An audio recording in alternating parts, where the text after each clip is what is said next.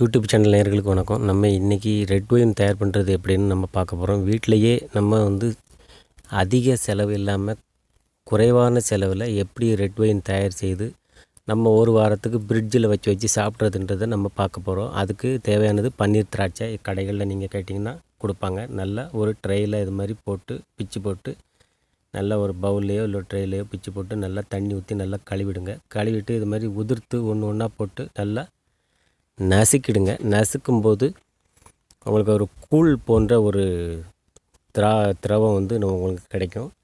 இந்த கூழ் போன்ற திரவம் தான் நமக்கு இந்த ரெட் ஒயின் தயார் பண்ணுறதுக்கு உண்டான ஒரு மூலக்கூறாக நமக்கு அமைகிறது. நமக்கு இப்போது கடைகளில் நிறைய லாக்டவுன் ப்ராப்ளத்தினால சரக்கு கடையை அடைக்கிறது மூடுறதுன்னு இந்த மாதிரியான ஒரு சூழலும் இருக்குது. ஸோ அங்கே இருக்கிற சரக்கை பார்த்திங்கன்னா உடம்புக்கு நிறைய கெடுதி அப்படின்னு சொல்லப்படுது.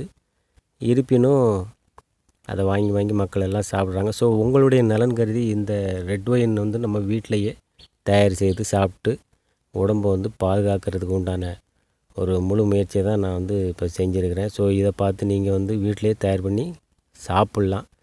ஆனால் இதில் போதை இருக்கும் கொஞ்சம். அதனால் இதை நீங்கள் வீட்டில் தயார் பண்ணி சாப்பிடாதீங்க. அதை யாரும் ட்ரை பண்ண வேண்டாம்.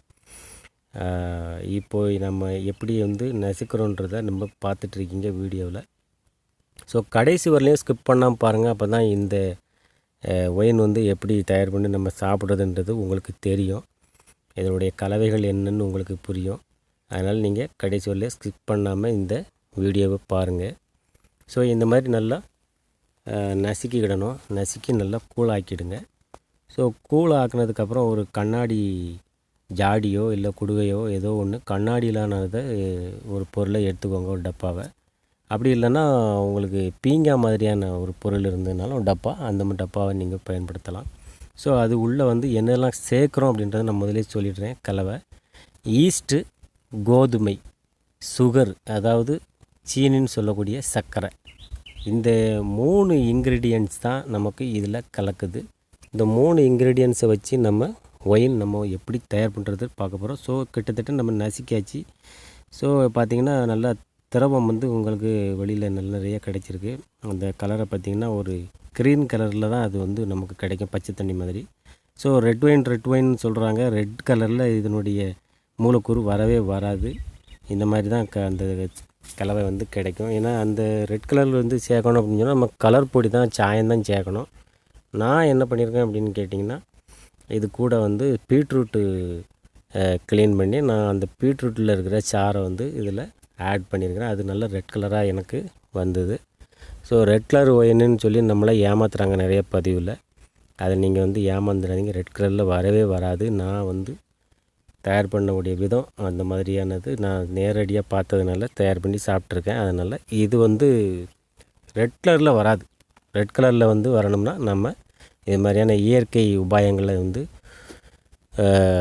கொடுக்கக்கூடிய ஒரு பீட்ரூட்டு அது கலர் வர்றதுக்காக நான் ஆட் பண்ணியிருக்கேன். ஸோ இந்த மாதிரி நம்ம போட்டுக்கிட்டு அடுத்த லேயர் 1 கிலோ பன்னீர் திராட்சைக்கு 200 கிராம் சுகர் ஆட் பண்ணுங்கள். அதுக்கப்புறம் 2 டீஸ்பூன் நம்ம ஈஸ்ட் சேர்த்துக்கலாம். இது ஈஸ்ட்டுன்றது நல்ல ஒரு நொதிப்புத்தன்மை ஏற்பட்டு அதில் ஒரு ரசாயனம் கலவையாக ஏற்படுகிறது. இது ஒரு ஆல்கஹால் உருவாக்கத்திற்கு மிக முக்கியமானது. நிறைய கடைகளில் கிடைக்கல. இந்த லாக்டவுன் ப்ராப்ளத்தில் கடையை டாஸ்மாக் அடைச்சிட்டதுனால இந்த ஈஸ்ட்டை நிறைய கடையிலேருந்து வாங்கிட்டு போயிட்டாங்க. ஸோ எனக்கு கிடைக்கல. அதனால் நாளை வீட்டிலையே நான் எப்படி தயார் பண்ணுறதுன்றது அது இன்னொரு வீடியோ நான் ரெடி பண்ணி போட்டிருக்கேன். அதை நீங்கள் பாருங்கள். ஸோ அந்த மாதிரி ஹோம் மேக்கர் நான் தயார் பண்ணி ஈஸ்ட்டு இதில் ஆட் பண்ணியிருக்கேன். ஸோ சுகர் இப்போ பார்த்திங்கன்னா கலவையில் சுகர் இடத்துல நெக்ஸ்ட்டு ஆட் பண்ணுறோம். கொஞ்சம் பன்னீர் திராட்சை கூழுக்கு போட்டோம். அதுக்கப்புறம் இப்போ சுகர் ஆட் பண்ணுறோம். அதுக்கப்புறம் பார்த்திங்கன்னா கோதுமை கொஞ்சம் ஆட் பண்ணணும். அதுக்கப்புறம் 2 டீஸ்பூன் போட்டால் போதுமானது ஈஸ்ட்டு. ஸோ இப்போ அந்த கலவையானது நமக்கு ரெடி ஆகிட்டுருக்கு. கொஞ்சம் வேணால் நீங்கள் வாட்டர் சேர்த்துக்கலாம். வாட்டர் சேர்க்காமல் இருக்கிறது பெட்டராக இருக்கும். வாட்டர் சேர்த்தாலும் தப்பு இல்லை. டிஸ்டிலர் வாட்டரை நீங்கள் ஆர்ஓ வாட்டர் அந்த மாதிரி ஏதாவது கொஞ்சம் அது கூட ஆட் பண்ணிக்கலாம். ஸோ நம்ம கோதுமையும் ஈஸ்ட்டும் நம்ம இப்போது ஆட் பண்ணியிருக்கிறோம் கொஞ்சம். ஸோ இப்போது லேயராக நம்ம ஆட் ஆகிடுச்சு. இந்த மாதிரி தான் ஒரு கலவையாக நமக்கு கிடைக்கும்.